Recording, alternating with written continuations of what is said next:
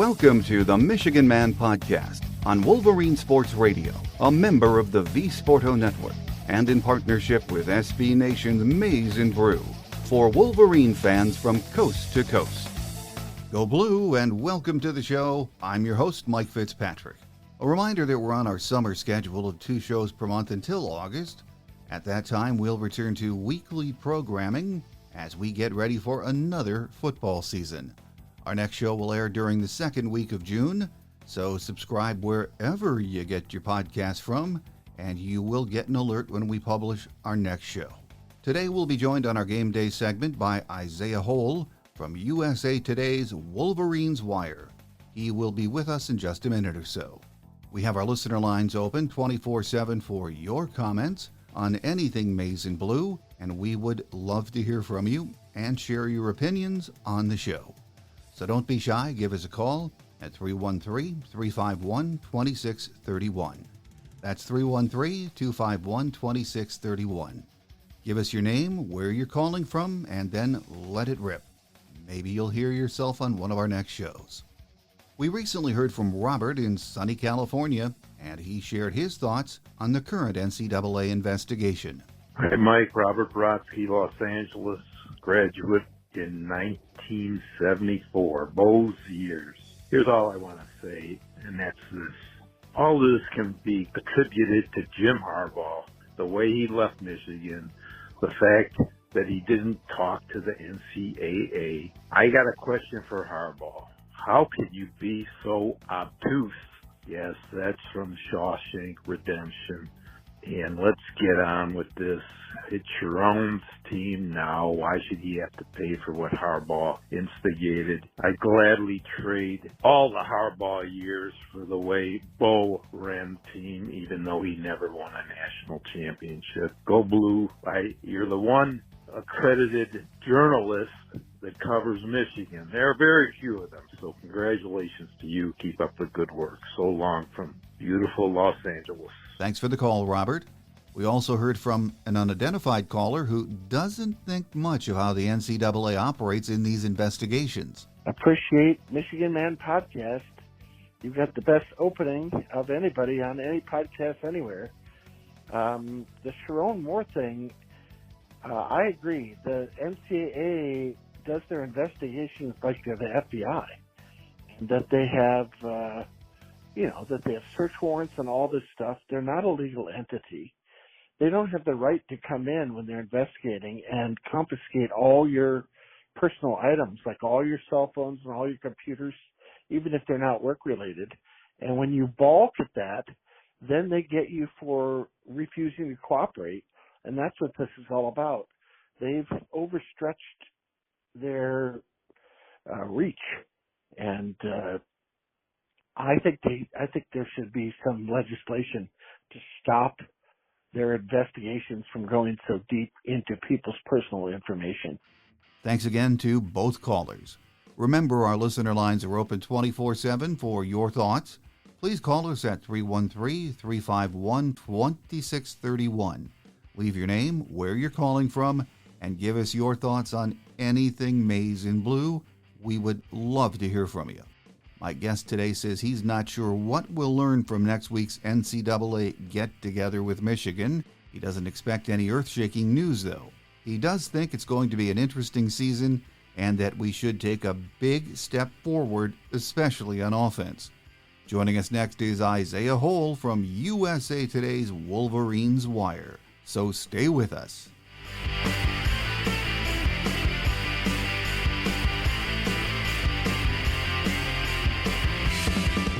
Back with us on the show this week is Isaiah Hole from WolverinesWire.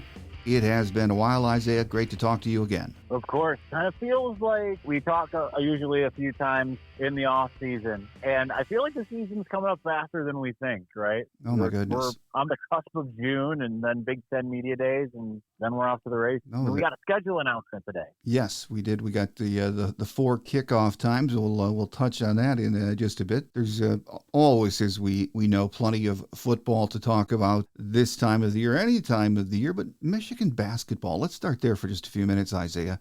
because it's been generating a lot of its own news in the last week. Yaxel Lendeborg announced that he would withdraw from the NBA draft just days ago and play for Michigan. So great news. Were you surprised by that? Well, I don't have my ear to the ground at all when it comes to basketball, so I'm surprised at just about anything, to be honest. But I was surprised because it's like when a guy's like, I understand he said it was like a slight edge to Michigan at the combine, that type of thing. And, it was like, and then he kind of backed off that and said, oh, it's a hard decision. It's really 50-50 and all that kind of stuff. I feel like usually when someone is on the borderline there, and then you just all the reports kind of coming out from the combine were that he did what he, not necessarily what he needed to do, but had a good showing, right? It was like, well, he definitely didn't hurt himself. I think was kind of the general consensus. You had some that didn't mention him at all and some that said, like, yeah, he was really impressive. So I think usually when you see a guy like that, it's like, well, I'm trying to decide if I'm going to stay in college or go pro. It seems like more often than not, guys err on the side of I'm going to go pro, right? They're like, well, I'll figure it out while I'm doing something else. I guess that kind of speaks a little bit to the strength of Michigan's NIL offer, right? Like just the fact that they made it to the point where, cause like he appeared in a Birmingham newspaper and said like, well, I mean, I wanted that guarantee. I didn't get that guarantee. It's one of those things where, like usually when you hear of a superstar type guy getting a first round grade, right? Like every mock draft I saw had him going in the first round, right? Like you'd feel like, okay, but I guess that speaks to how Dusty May has been able to, get that NIL money for him as well as show him. Cause like one of the things that Lendeborg said was that no one in the NBA has said like, this is going to hurt me. They've actually said this is all going to help me polish that which I need to work on. So like that's huge. And I think just by virtue of when you heard that Michigan got him to commit to begin with, it was like, okay, that's great, but like wake me when he actually decides he's going to play in college. Mm-hmm. Considering like he's the guy that we're talking about being not just only the number one guy in the transfer portal. I mean, that's one thing. We're talking about a guy that potentially could be the best guy in the Big Ten. He could be the best player in all of college basketball. Like that's the level of player we're talking about. Mm-hmm. So that's just huge for Dusty May and company. Well, I just wanted to touch on that before we turn to football because it's been such a big story in the last few days, and great news for Michigan basketball, which is in great shape right now, as we know. But let's, as we said, talk football. If there is still one thing that I'm hearing about daily from listeners, and I think I'm as tired of hearing about it as they are, it's the NCAA investigation into Signgate or whatever you want to call it. Michigan is going to meet with the NCAA Infractions Committee, as I understand it, next week. I think it's even a 2-day affair. Mm-hmm. Will we know what is discussed, or will this just continue to drag on? I think that tells you where the rival fans are, because they're saying, they've got the dates circled on their calendar. Yeah. They're sitting there saying like June 7th, we're going to know, and the hammer's coming down that day and blah, blah, blah. Like, okay, you clearly don't know even how the NCAA works. So how is it that you have some, you sit there and say you've got some kind of inside info when you don't even understand how their own procedure works, right? Like there still has to be, that's just the hearing. That's not the decision. It's not like Michigan's going into that and then someone's going to bang a gavel and say, here's the sentencing, so to speak. So yeah, it's going to drag out a little bit. Still pretty confident that based off of what I've heard, that there's no kind of bowl ban or vacated victories, title stripping, anything that is kind of within the rival fever dream. I've not heard that from anyone who's actually knows exactly what's being talked about back and forth between Michigan and the NCAA. And that's not just what Michigan's saying and what the NCAA is saying. As far as what I have, it's still looking like whatever happens, I think the worst case scenario for Michigan, which is probably the most likely scenario, not the worst case of it, but the worst case and the most likely and the best case are all some variation on a theme. Mm. And that theme is show causes for those who aren't at Michigan, potentially a show cause from someone that might be at Michigan, I don't know that that'll happen, but it's certainly possible. So we're talking more Jim Harbaugh, Connor Stallions, Chris Partridge, those types. Some kind of recruiting restrictions like we just saw, whether that's any kind of scholarship reduction or whatever, I'm not sure. That will remain to be seen. Probably more kind of what we've seen, the no contact scenario for a couple weeks, and some kind of fine.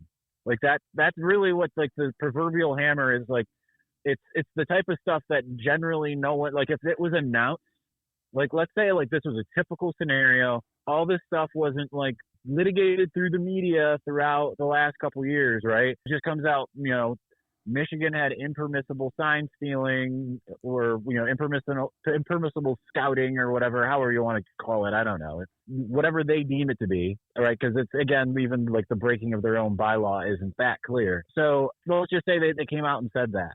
Like impermissible scouting scheme, sign stealing scenario. And they said, okay, well, what's going to happen is there's going to be a show cause for the coaches who already left and a fine and recruiting restrictions. Everyone would be like, okay, no one would bat an eye at it. It's just because it was a team that was doing some incredible things that hadn't done in a while.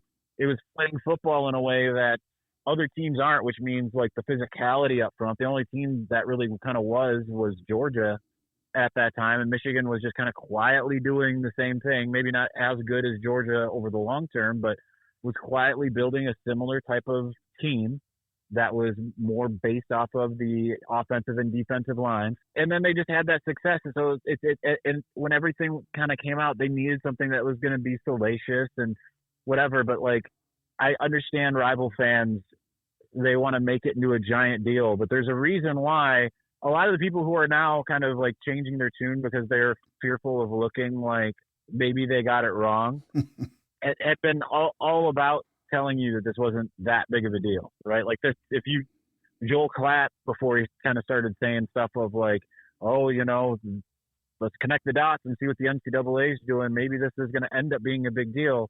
Was out there telling you if you think this is a big deal, then you don't know football. Right? Like that's the more accurate assessment, right? Like Connor Stallion sending his mom to watch Purdue live in person with a cell phone.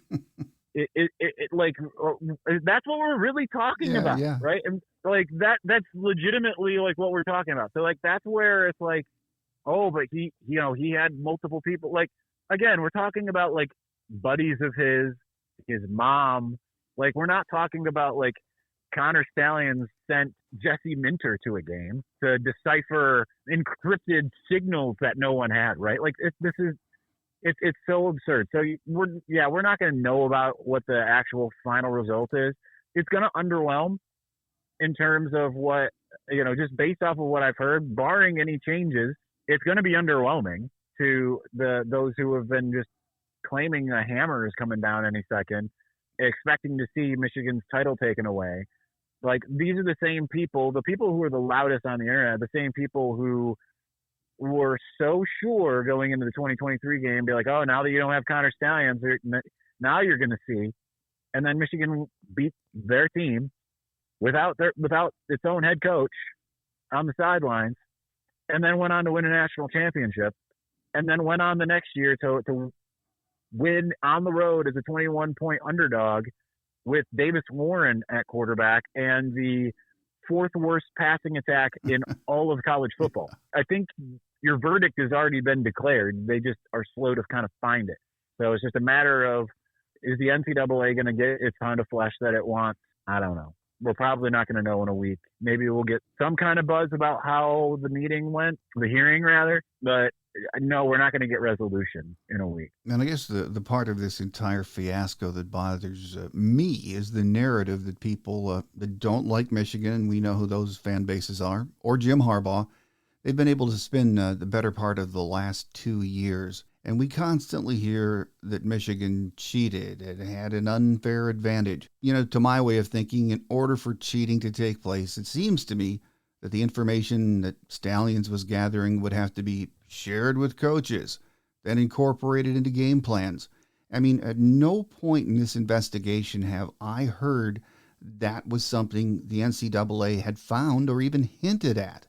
So am I just seeing this through Maize N Blue glasses, or am I missing something? Listen, Mike, it sounds like you're letting facts get in the way of a really good story. And listen, we don't do that around here. Yeah. I mean, no, that's the thing. It's you still see some different levels of cope, right? You still see people on there as like they all knew, and then you see people that are like, look at this play. How did Michigan's offense know that they were going to be able to run it from right down the middle at Ohio State on the 1 yard line? Like, what do you mean? How did they know? That's what they did all year to everybody, right?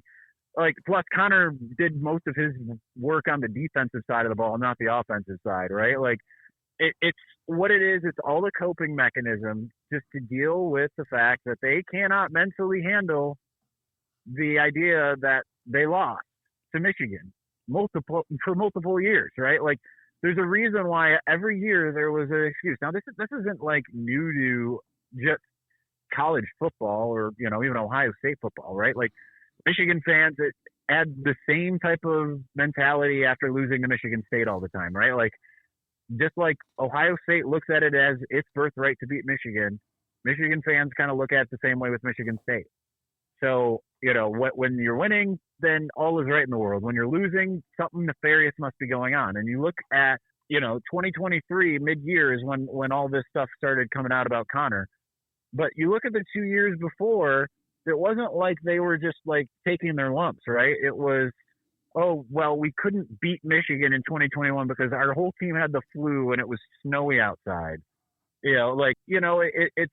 It was that. Then the next year, it was, I don't really remember what it was, 5 plays, right? Like, it was just 5 plays. If it wasn't for those 5 plays, well, that's actually somewhat true, but that's true of any college football game, like pretty much. Like, if you look at 2018 Michigan, it was probably about 5 plays against Ohio State that made it so that they got blown out, right? That's just kind of how any game goes.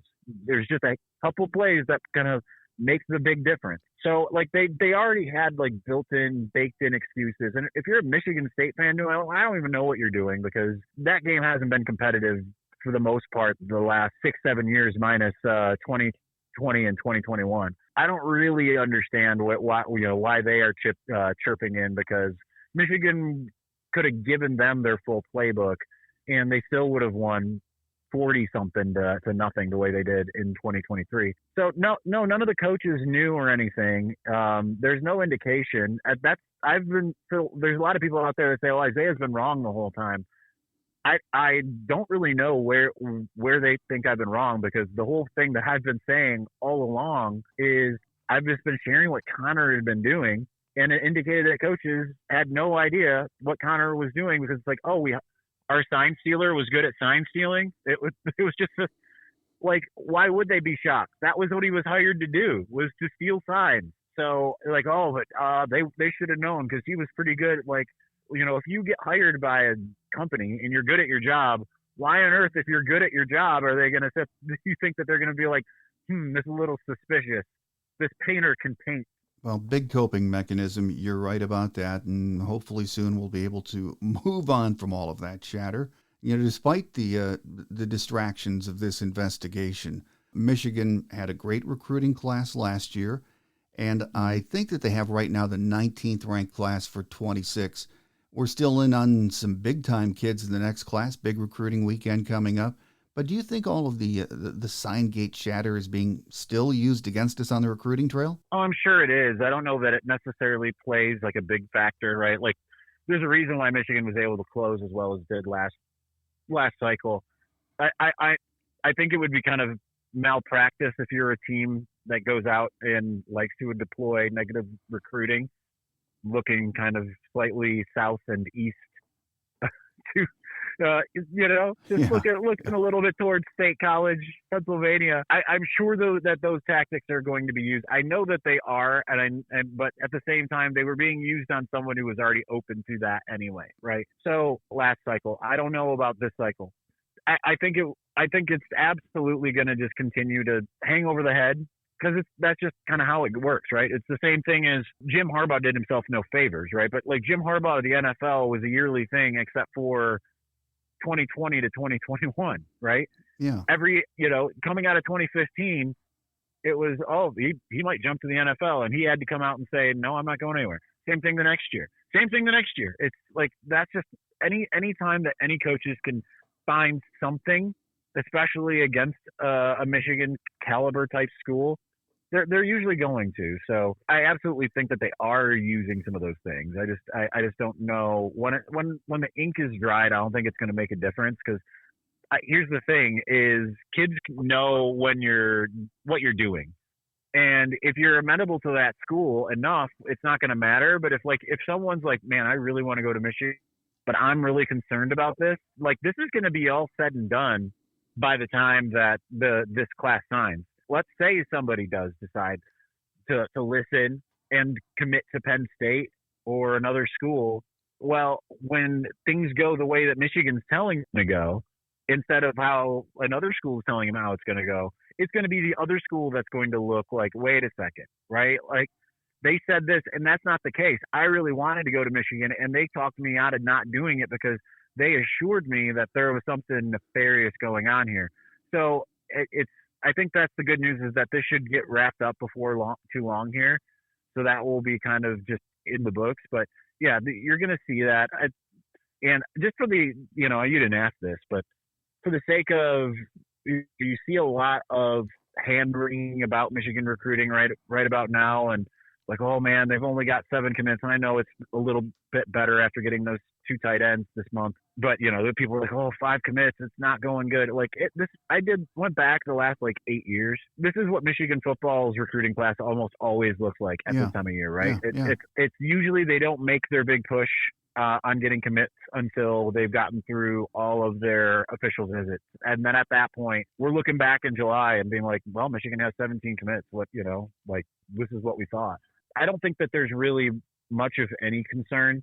I think the biggest thing that kind of has hurt Michigan was just not, the self-imposed recruiting restrictions to appease the NCAA, not going on the road, because I think that they, you see a lot of different people talking about how they've lost momentum with certain prospects out there.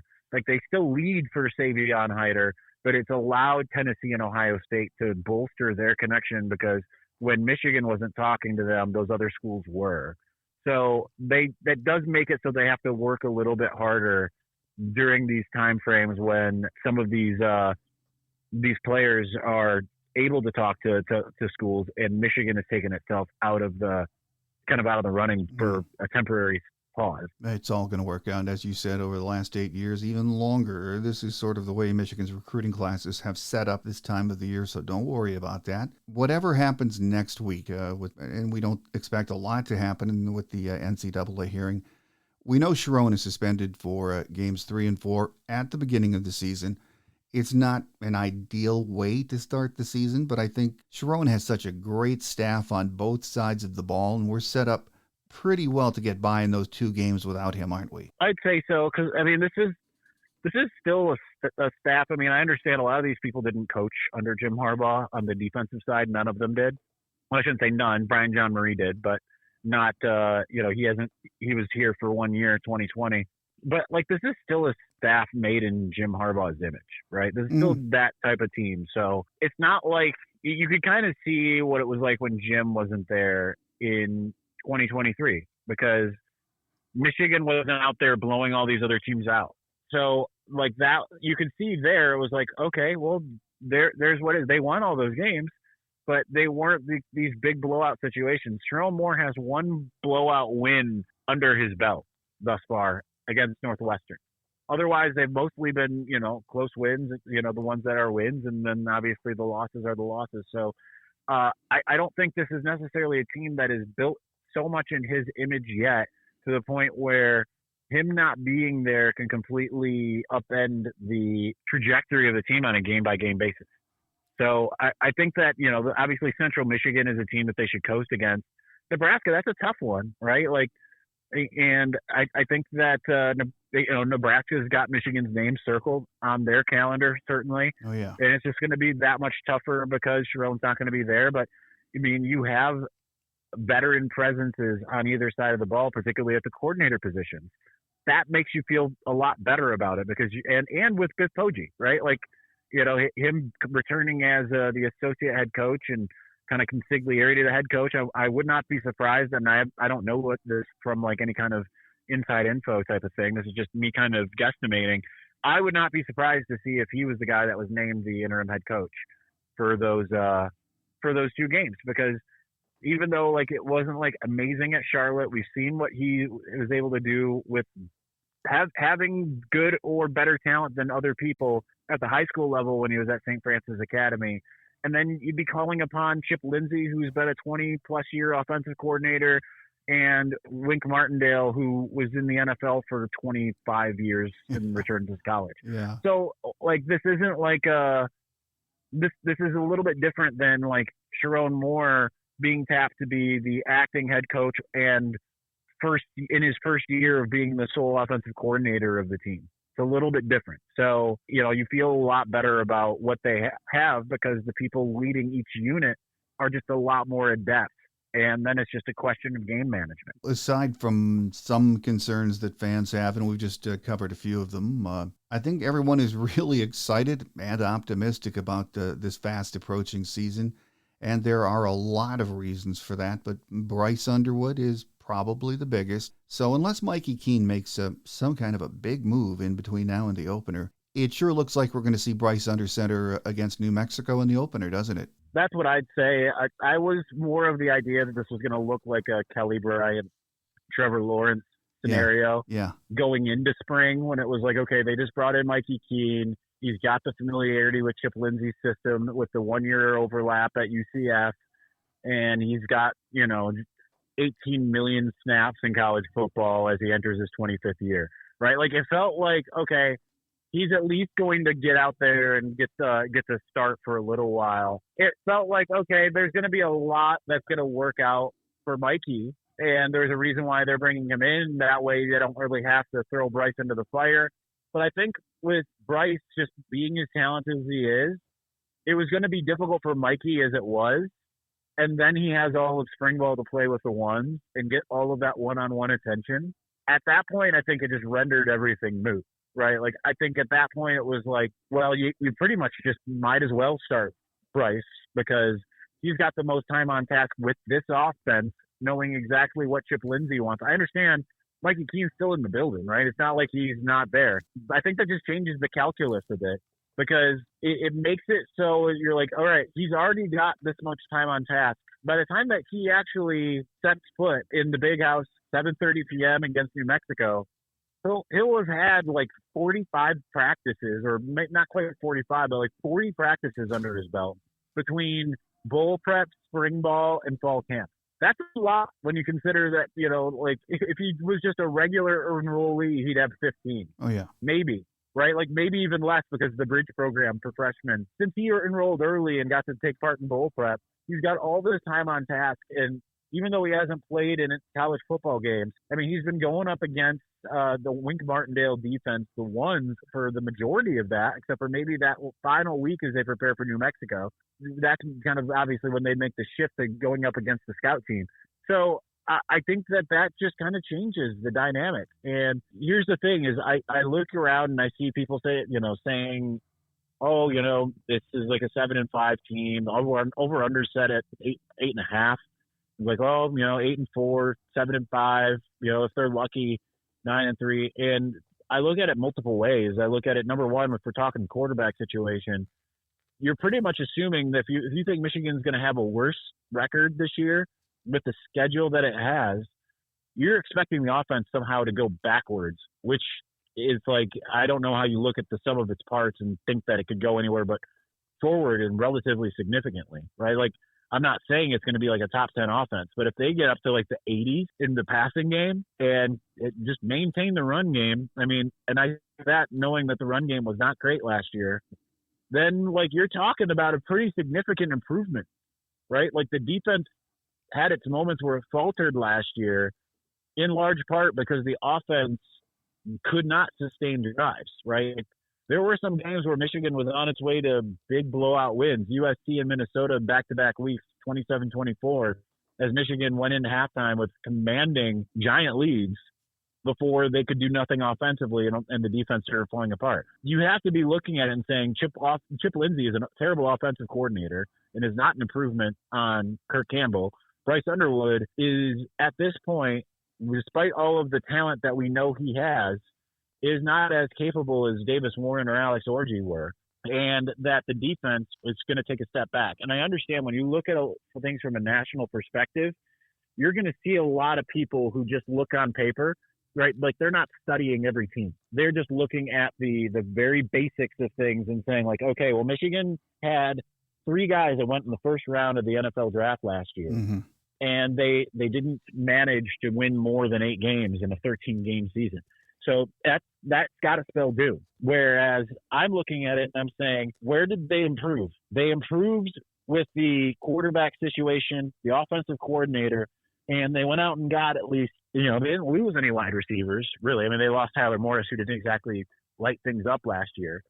They bring in Donovan McCulley, so it's like, and a couple of talented freshmen. That should take a step forward. You look at all of that. You like the running backs they have. The defense, okay, they lost to some defensive players. But we saw what basically this exact defense looked like against the starting Alabama offense in the ReliaQuest Bowl. And then you look at the schedule and you say, all right, you don't love that they don't have 2 home games in a row. But they faced last year, they lost 5 games, and 3 of those were against college football playoff teams. They played 4 college football playoff teams. They only play 1 this year, and it's the team they beat, Ohio State. So it's like, okay, the bigger question to me is, can the show go on the road? Past Michigan teams struggled going on the road no matter where it was. They equal talent going to Penn State or Wisconsin was a loss. They don't go to either of those places. They do go to Oklahoma, Nebraska, Wrigley Field to face Northwestern, Maryland, Michigan State. So if they can pack their defense and just be at least a consistently better version of what they were last year, that there's no reason why they can't finish anywhere from 9-3 to 11-1. Heck, I mean, they could go 12-0. It's not crazy to think that when you look at the schedule and just sit there and kind of equate and say, all right, if they just get just make just a modest improvement offensively and defensively just be what it was a year ago, yeah, this has the opportunity to be a really good team. I mean, there are concerns with a freshman quarterback under center. Is the offensive line going to make a step up? How are the running backs going to perform? Are the receivers better? The good thing is you look at the defense first. That's what I do right now this time of the year. Wink Martindale really came into his own with that defense last year. We saw what basically the guys we're going to see start this year due to Alabama in that bowl game, and that was a pretty darn good Alabama offense. So to me, the big thing is in September, and even with Sharon out, with a defense like we think we have, it's going to give that offense plenty of time to grow, isn't it? It is, but I think the offense needs to start much faster. I think it's kind of similar to last year where it's like an every other week type of scenario. It's just that every other week's on the road, and season starts right away, right? They don't have the luxury of time in the way that you would look at like the 22 or 23 season, or heck, even 2021, because Washington had lost to an FCS school before they came to town in week 2. So Oklahoma is going to give Michigan all it can handle. Is Oklahoma Texas from last year? I definitely do not think so. But that's a team that has its back against the wall, right? Like the AD at Oklahoma smells blood in the water when it comes to Brent Venables. Brent Venables knows it. His team knows it, right? That's why they went out and got John Mateer and brought in his offensive coordinator to have as quick as a transition on the offensive side of the ball as he takes over the defensive coordinator duties as the head coach, right? Like that, he's putting all of his eggs in the basket of like, we can turn this around right now. And that's a night game now. So that's going to make it even more daunting. So Michigan, like losing that game doesn't really mean anything for Michigan, but like winning that game does, like Michigan loses that game. It's like, okay, well, they still got work to do. And unfortunately, 2 weeks later, they got to go to Nebraska and there's not going to be as much confidence in that. But if they can win that game, then it's like, okay, then Michigan just had a blip on the radar. I think it's kind of a funny thing because usually when teams have a down year, especially after winning a national championship like Michigan did, you'd look at a year like last year and say, all right, coaching transition, the timing of it all, coming off of a national championship, that's just a blip. But no one's really looking at that. Like, they look at it like, okay, that's just who Michigan is. This is Michigan's come back down to earth. There's no more Connor Stallions to send his mom to check out Purdue in advance. I think that the offense it doesn't have to flourish. It just has to be more complementary. And the same way it was in 2021. I don't think that, even though I think Bryce could end up looking like mid-year 2023 JJ by the end of this year, I absolutely think that's within the realm of possibility. I think that, like, what you really need from him, though, is to be 2021 Cade McNamara. Yeah. I don't feel like that's a giant high bar. And the offensive line is going to have to figure things out a little bit faster as well. It does not have the luxury of time because if you go on the road to Oklahoma, even if you put up 21 points in the first half, like, say it's 21-0. I mean, it's not going to take much for Oklahoma to necessarily get back in that at home at night on the, that's a lot to ask. So I think that the thing is they just need to be able to be consistent. Think about that Washington game in week 2. Offense wasn't lighting it up, but they were running with impunity. Like that's all that they really need is to be able to give the defense the chance to rest and not have all these short fields they have to defend. In 2021, you still saw that happen every now and again at Penn State, right? Like that end of that game. I mean, Michigan was controlling that game from the jump, but then Penn State, before you know it, not only clawed back into it, but got a lead late. They had short field and Michigan held them to a field goal attempt. And then before you knew it, Michigan had the ball back and scored the long touchdown to win the game. It's not like the defense was flawless that year. It's just that the offense did enough. So they've got to find a way to do enough earlier because the schedule is not nearly as forgiving as even that 2021 schedule ended up being. Well, you mentioned at the top of the show the Michigan schedule came out. We're taping on Thursday, so it came out today. I thought it was pretty interesting. I'm doing this off the top of my head because I don't have it in front of me, but New Mexico is going to be a night game, the home opener, 7:30 p.m. on, I believe, NBC. Oklahoma, another night game, 7:30 p.m. I think that's on ABC, ESPN. And then Central Michigan is a big noon kickoff on Fox. That was on BTN, but yeah. Oh, BTN, okay. And then there's going to be the Nebraska game, which is 3:30 there in Lincoln, which I actually like because a night game in Nebraska, no matter what we've done in the previous 3 games, that's a tough place to play at night. But it's an interesting schedule.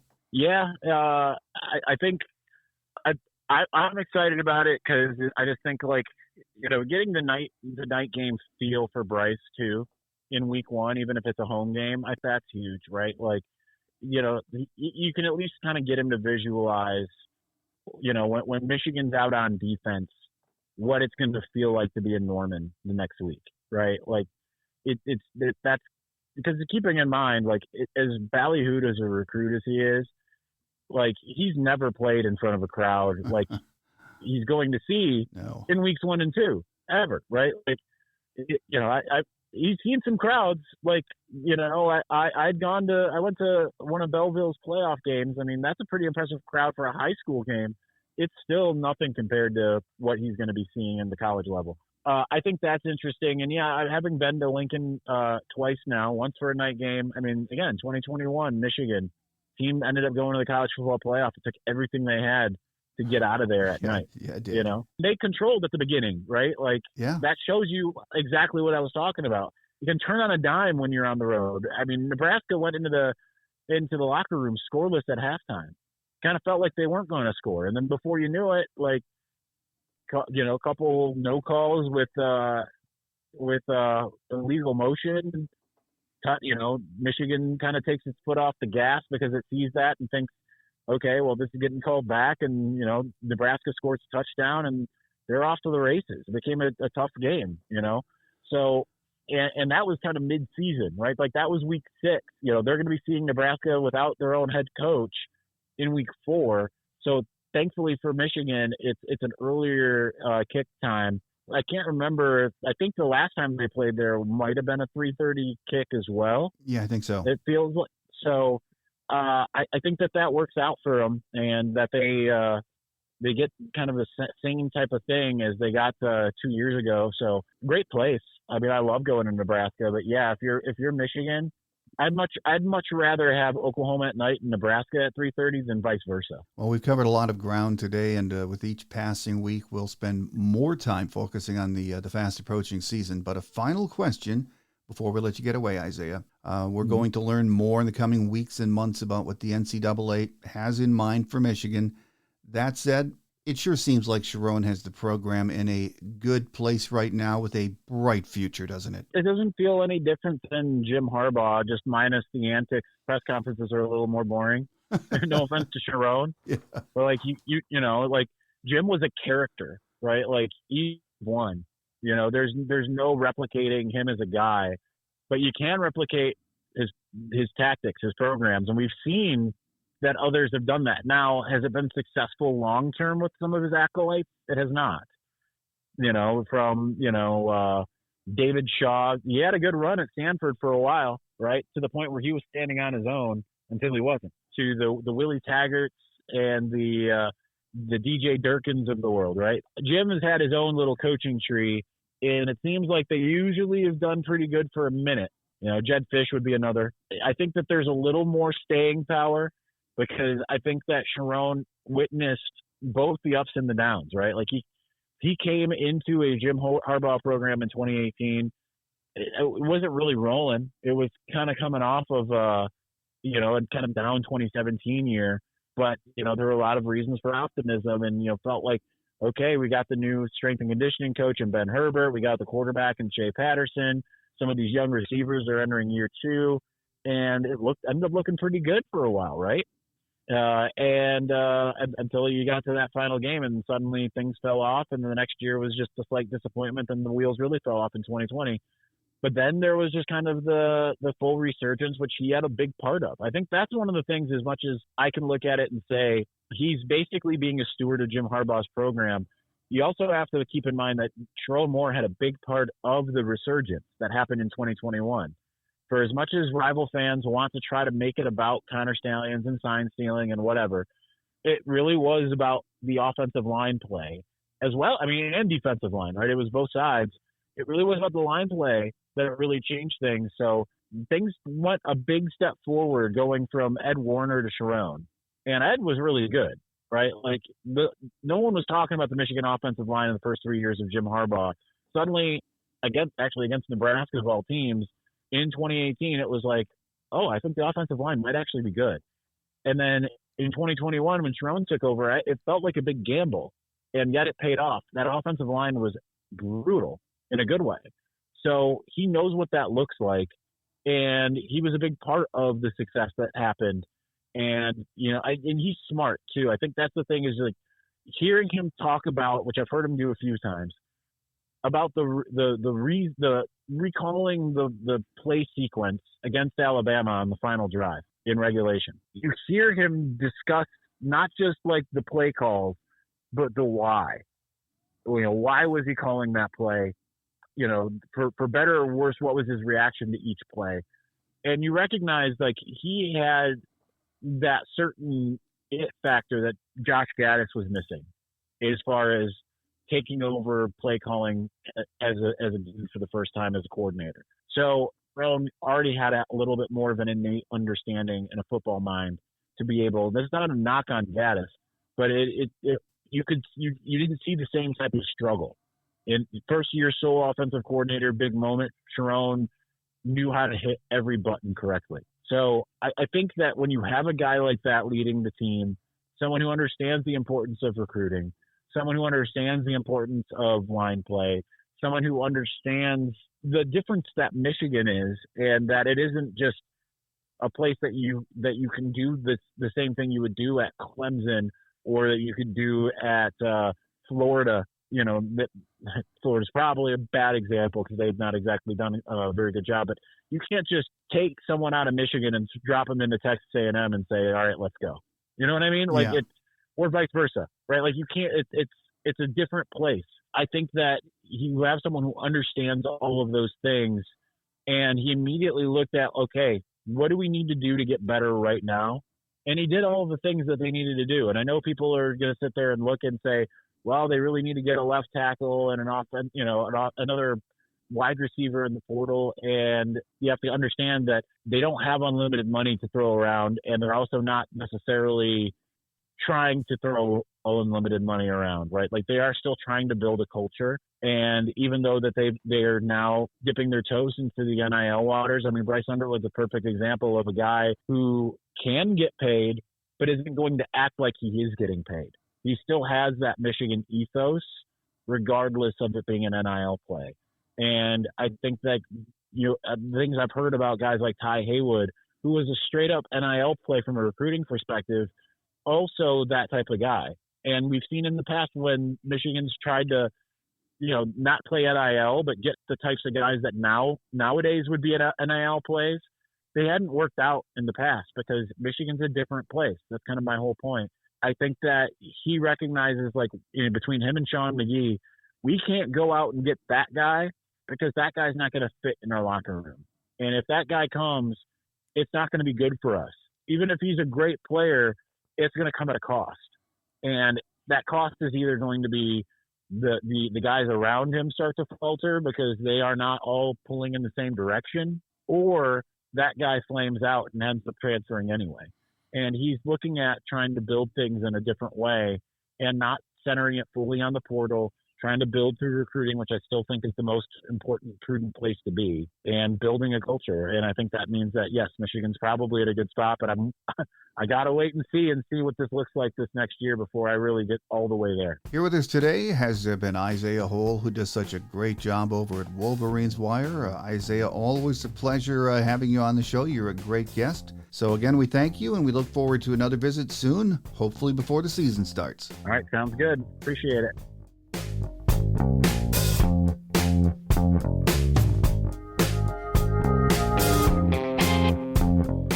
On Quick Hits today, remember our listener lines are open 24/7 for your comments on anything Maize N Blue. Call us at 313-351-2631. That's 313-351-2631, and we would love to hear from you. That does it for now. We'll be back with a new show in early June, so please subscribe wherever you get your podcast from, and you'll get an alert when the next show goes live. Have a great Wolverine week, everyone. I'm your host, Mike Fitzpatrick. Until we meet again, take care, and as always, go blue.